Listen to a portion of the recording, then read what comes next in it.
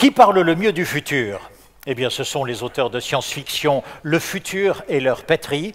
Et je vais vous demander d'accueillir avec moi l'un de ses plus nobles concitoyens, Alphonse Marcel. Avec Hervé Rébolo. Merci beaucoup Hervé de bien vouloir venir ici. Merci beaucoup à tous les deux.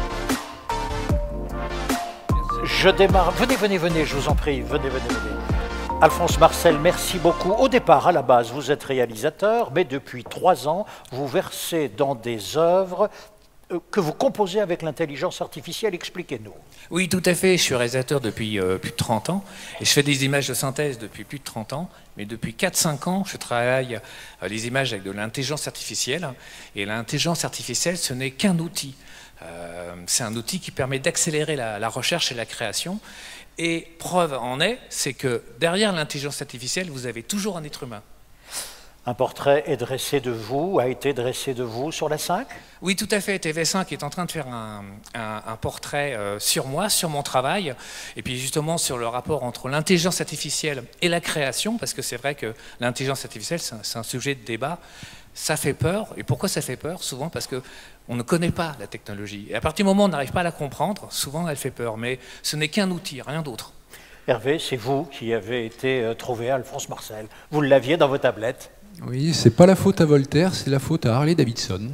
Nous sommes rencontrés dans le monde de la moto. J'ai eu l'occasion de faire un papier pour un magazine américain sur Fabrice. Et pour les 60 ans de DLR, nous voulions faire quelque chose de décalé et festif. Alors on s'est dit, les matériels, mieux les faire connaître, de l'image, avec de l'IA. Tiens, un artiste qui ne connaît pas du tout notre milieu. L'équipe, le conseil a validé tout ça. Fabrice, tout de suite, tiens, ça m'intéresse. Et puis surtout, Richie Bros aussi, que je voulais remercier, parce que quand je contacte David Dairel, en me disant, David, t'en penses quoi? Il a mis à peu près 12 secondes pour dire, we got it, on y va. Et ça s'est fait. Donc vous avez vu, Richie a mis en place une plateforme sur laquelle on retrouve les œuvres de Fabrice. Il a vraiment eu toute liberté. Hein. Tu as demandé un peu 2-3 fois, on a un peu recalé, mais tu t'as fait tout seul. Et puis maintenant, allez enchérir. Hein. Alors l'idée n'est absolument pas mercantile. On va les voir, on va les afficher, s'il vous plaît. Voilà, les 11 œuvres en question, vous les avez publiées. Restez bien là, on va les voir. Tout d'un coup, elles vont s'afficher. Simplement, Hervé, la mise aux enchères, c'est depuis une dizaine de jours? Oui, ça peut être ça, une semaine, et ça s'arrête ce soir à 20h30, je crois. 20h30, ouais. Ça s'arrête, donc, et le produit de la vente va où? Voilà, alors l'approche n'est absolument pas mercantile. L'approche, c'est les fonds récoltés vont permettre d'accompagner ce qu'on appelle la promotion des métiers, récompenser certains étudiants qui ont été au concours général, au WorldSkills, leurs accompagnants, etc.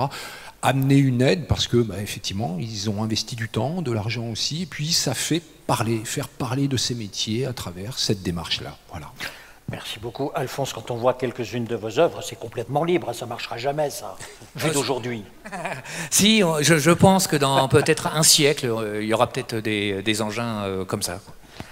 Merci beaucoup en tous les cas à tous les deux. Les enchères donc sont ouvertes. Produit de la vente, c'est vers la jeunesse, vers celles et ceux qui se destinent à la maintenance mécanique. C'est bien cela? Maintenance des matériels. Maintenance des matériels. Décidément, même au bout de 15 ans, je ne m'y ferai pas. Merci beaucoup Alphonse. Merci beaucoup Hervé. Merci.